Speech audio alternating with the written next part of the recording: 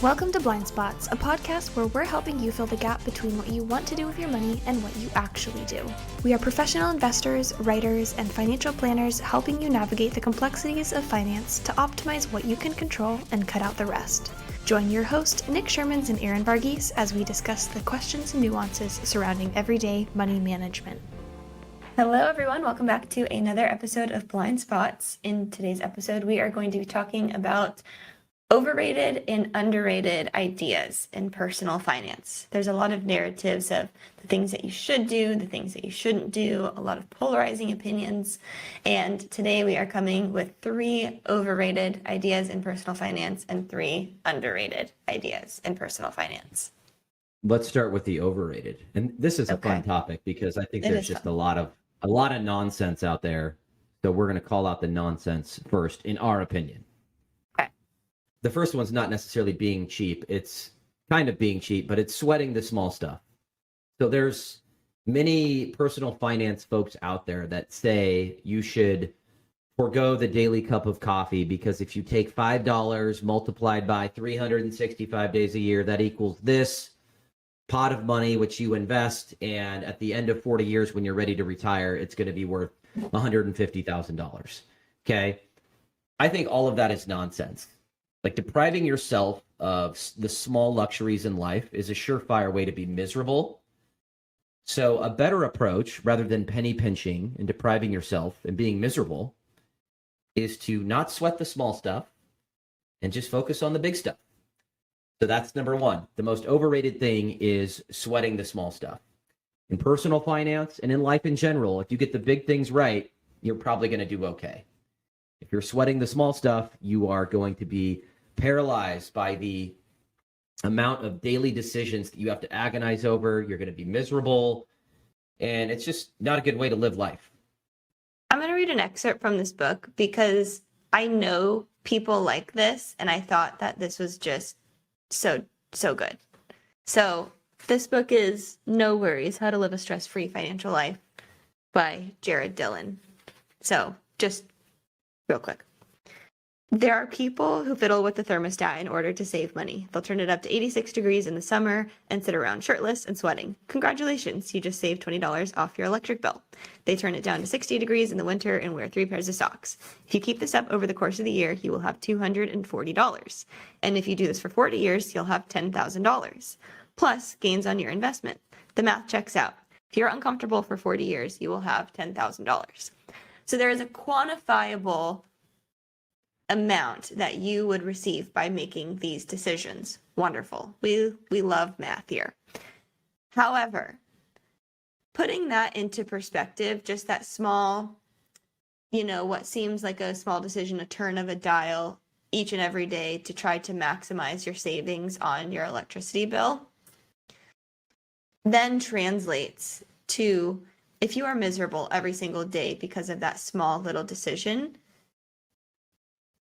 the way that you spend your days is the way that you spend your life. So if you are miserable every single day trying to eke out that little bit that you would save, you will be miserable for the rest of your life. And I don't know about you, but 40 years of misery is not worth $10,000 to me in this example. So I just thought that was really fascinating. Yes, and if you're sweating the small stuff like that, you're constantly agonizing over every little money decision, which is the opposite of living a stress-free, enjoyable life. So why don't you take the second one, Erin, because this is something that you like to talk about. This is something that I like to talk about. So the second overrated idea on our list is really about college and particularly student loans. So the idea is that a lot of people have a huge setback early in life by taking on a huge amount of debt. And you might say, I didn't have parents to pay for my college, or, any number of barriers to entry to get the college degree. And I think that when we're really young, we have a hard time seeing the consequences of our actions today in the future. And the product of that with school and tuition being so high now is that people are taking on $100,000 plus so early in life without understanding what their earning potential from that degree is going to be once they're out of school. And it's really, there's a systematic issue with how student loans are given and, the education up front about what that means. But many kids don't consider what those payments after you get out of college and what the real world looks like once you're done. So many people are getting degrees that aren't going to even earn them enough to pay back those student loans in a timely manner. So you're saying majoring in pottery at an elite school and coming out with $300,000 in student loans and getting a job that pays $28,000 a year is a bad trade. Is that what you're saying? I would agree with that statement wholeheartedly. And that's not to knock college in general. I had a great college experience. I worked a lot through school in order to help put myself through school and to pay for, my living expenses so that I didn't have a lot of student loans coming out. But I was very intentional about what I was studying. I changed my major when I wanted to change direction in life because I understood that college ends at some point and real life has to start. And I value my college degree a lot because I wouldn't be in this position without it. Not everyone can say that, and that's just kind of unfortunate. Yeah, and I have a couple thoughts on college because I took out student loans. I went to college as well. And the first thing is I think it's important for the student to have skin in the game, right? If I have skin in the game and I'm taking out loans, I'm going to be more mindful of what I'm spending that borrowed money on. I'm not going to be majoring in some opaque thing that there's not an economic value to. So I went to Washington State, certainly not a prestigious school. However, I paid for half of my school. I was very intentional about my major. And part of the reason was, I was green in a lot of ways, but I knew that money would have to be paid back and I needed to get a job to pay it back. So make sure if you're a student, you have some level of skin in the game. The second thing is, and this is maybe a little different, but I think COVID, and this is my opinion, I think COVID exposed college for what it is, and that's a social experiment. I didn't necessarily learn relevant or actionable skills that propelled me to where I am today in college, but I learned how to learn, and I learned how to take care of myself. So I did go away to college. I did not go out of state, but if you've ever been to Pullman, Washington, it's on the end of the earth, and you had to be very intentional about going home. It was like a 6.5-hour drive, many times in the ice and snow. So a lot of us just stayed on campus, and I learned how to learn, and I learned how to take care of myself. I think that's where the value is, getting along with people. So I was in a fraternity with 60 other guys. I learned to appreciate various backgrounds and how to communicate with different types of people and how to get along with others. So I think there's some social aspects to college. And the good news is I think people are waking up to this. No longer are people just looking at these prestigious schools and being blind to what it costs. They're starting to understand what college actually is. And to me, it is very much a social experiment. This kind of goes back to maybe the systematic issues with just student loans in general. But I heard somewhere recently that it would be ridiculous for a 17 or 18-year-old to go into a bank and ask for $100,000 because they're, pitching this business idea. Yet you can turn around and go to a school or the federal government and they will lend you $100,000 so that you can go live somewhere and learn who knows what for 4 years and then come out, and you're supposed to have kind of this quote unquote business plan for life in order to be able to repay that. That's totally cool and acceptable. So it's just kind of a little bit of a backwards system. Okay, let's move on to the final overrated concept, and that is FIRE. Erin, what's FIRE stand for, the FIRE movement? The FIRE movement stands for Financially Independent, Retire Early. And this has become one of those social media just popular things that people are doing.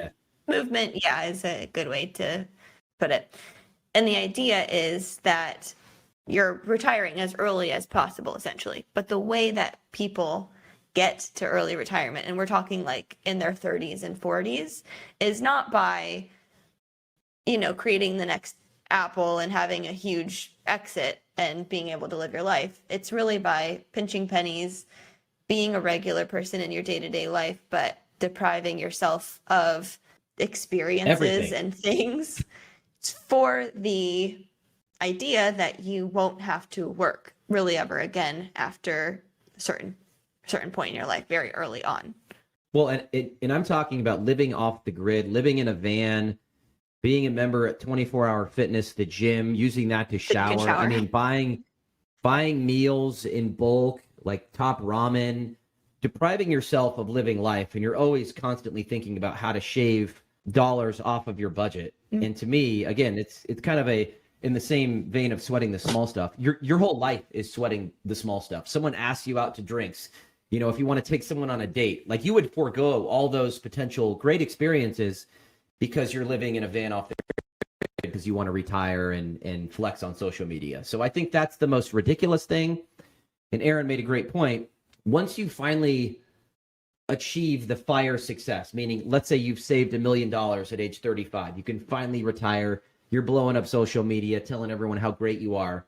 You've basically sentenced yourself to 40 more years or 50 more years of that same lifestyle because you need your $1 million to last that long, and you can't enjoy it because you have to make that money last. So it's just like this cycle of nonsense where you're not actually a living human being. You're glued to a spreadsheet and pinching every single penny, which is a surefire way to be miserable, in my opinion. And the whole idea is not having to go to work, which I completely understand. Like you said, I want to answer to no one, time is freedom. But it's hard to understand how you could be so miserable in your day-to-day life going to work that you would never want to do it again. I don't know, like everyone, of course, doesn't want to work. If you could go travel the world and do all of the things that you want to do at any time, sure, that sounds wonderful.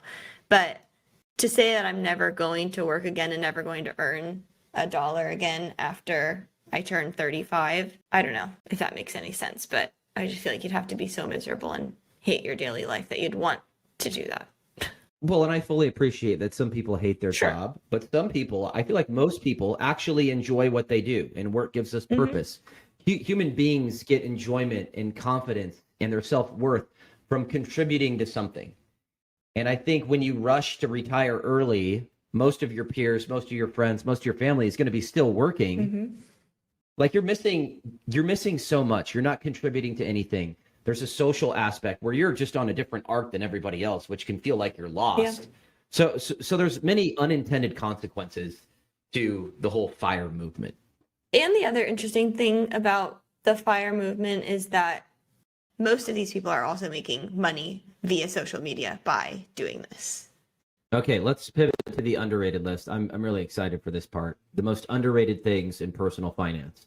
Why don't you start with your first one, because you're very excited about it. Yeah, so I think this is the most underrated thing. I believe it trumps everything else in your life.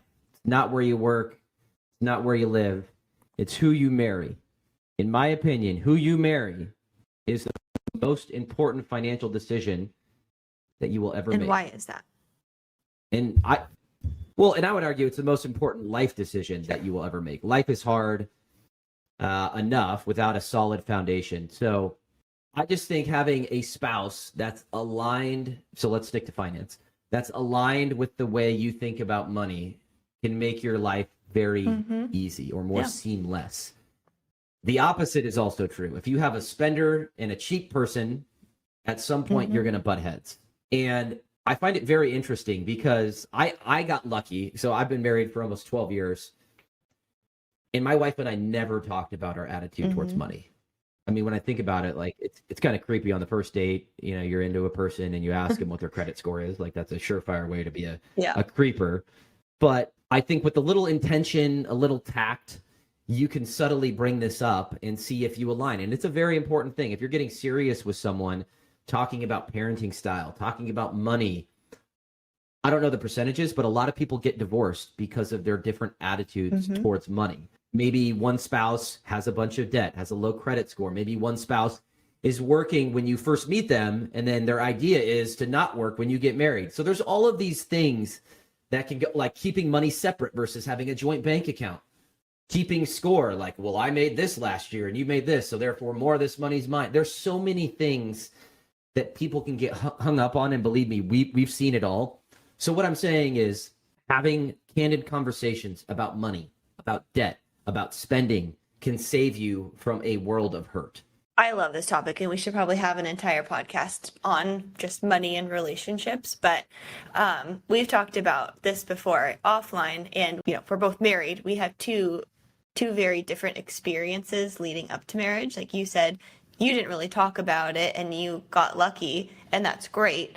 I think most people also don't talk about it, and they are very unlucky, and they run into these really big conflicts where money is concerned. And after infidelity, money is the second leading cause for divorce in America. And I had the opposite approach. Me and my husband talked about money a ton before we were even engaged. So we were super intentional about what that looked like so that we knew how to handle things going forward. But it's an uncomfortable conversation to have. People don't like talking about money, but it is integrated into your daily life. So you got to have those conversations. So did you know your husband's credit score before you got married? Yeah, for sure. We came from, of course. We came from two very different families where his family talked about money a lot just as a daily conversation, whereas mine didn't. And so that was uncomfortable for me at first to have that different approach to it. But I completely see the benefits of being so much more open about having those conversations, and not that you have to, spill all the details to, your friends and family, but just having more open conversations, I think, is helpful. Well, and not to be the weird dad, but I have two beautiful daughters, and at some point, God willing, they are going to get married. I am going to either coach them on what to ask their future spouse, or I'm going to do one of those, hey, guy, I'm going to pull you aside and just grill you, because I think being uncomfortable, having a difficult conversation today can save my daughter, can save me from a lot 100%. Of stress later. Okay, let's move on to the next one. So the second underrated idea in personal finance is identifying the game that you're playing. And we've said this a lot in previous podcasts, but it's really difficult to make decisions if you don't know what your ultimate goal or what that North Star is that you're working towards. And Nick has said his a lot about not wanting to answer to anyone. And it's this kind of decision tree of, if I buy this car, how does that affect my ultimate goal? It's a very easy yes or no, because you can understand the impact that that decision has on your ultimate plan. So identifying the game that you're playing and knowing the direction that you're going is very underrated in this world. Yeah, and it sounds simple, and I talk about it a lot, but I really believe in this, and it's helped me make decisions. So as Erin said, my ultimate financial goal is to do what I want, when I want, with who I want, and not answer to anybody, okay? A lot of people give me crap because I drive a piece of S car, and my car's fine. It's like a Ford Fusion hybrid, and I always talk about my car, but I think it's a really good example. I could go out and buy a more expensive car, but if I do, let's say I buy a $100,000 Audi RS5, all right? I might enjoy that car. That car puts me further away from my holy grail of doing what I want, when I want, with who I want. Okay? That's an easy decision. I'm going to forego the purchase of that car because it's inconsistent with my holy grail. Now let's talk about the opposite. This is what I see all the time. People don't identify the game that they're playing. They're reading the Wall Street Journal and Barron's every week, and they're taking bits and pieces in this random stuff that they read. Maybe I should buy mortgage-backed securities. Maybe I should invest in real estate. Maybe I should do an Airbnb. And it's all because they haven't made the simple outline of what they're trying to do. What's your holy grail? Once you identify that, all of these other decisions become very crystal clear. Okay? So before you make any decisions, lack of information filter and you're trying to take bits and pieces of what you read online or in the media, I can't stress this enough. Sit down with your spouse, sit down with yourself, clear your mind and identify what's most important to you, what game you are playing. Everything else will become much, much easier. Okay, the last underrated idea. So we've got the most underrated idea in personal finance is who you marry. Identify the game that you're playing is number 2. Number 3, focusing on maximizing your earnings. This is highly underrated. Most people focus on penny pinching and the expense side. And sure, that's important to make sure you understand what's going out, to manage what's going out, to save money where it makes sense. But if you've ever gotten a towel wet, you can only squeeze so much moisture out of that towel. Okay. And I like to think of it as a corporation. Think about your household as a corporation. Okay. Most corporations are aware of the expense side. They're managing their headcount. They're managing what they spend for cost of goods sold and research and development and all these other things. That's great. But what makes a company valuable is their revenue growth and their earnings capacity. So Apple didn't become a almost $3 trillion company by squeezing the expense side. They got into different product lines. They innovated. They launched new products. They sold in different markets. They maximized the revenue side. In 2024, in the digital age, I can sit in my underwear and make money from anywhere in the world by clicking buttons on my laptop. There's side hustles. There's people that work remotely for multiple companies. There's consultants. You can do any number of things to make money. So focus on maximizing your earnings, and everything else becomes a lot more simple. You'll stop stressing, squeezing every last bit out of the expense side, and it'll just be a much more easy life because money does give you options and independence.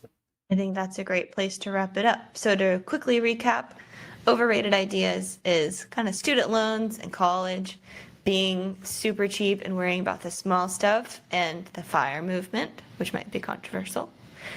And the underrated ideas are who you marry, identifying the game that you're playing, and maximizing your earning potential. So if you have any questions or comments, you can always reach out to us at insight@pureportfolios.com, and we will see you in the next one.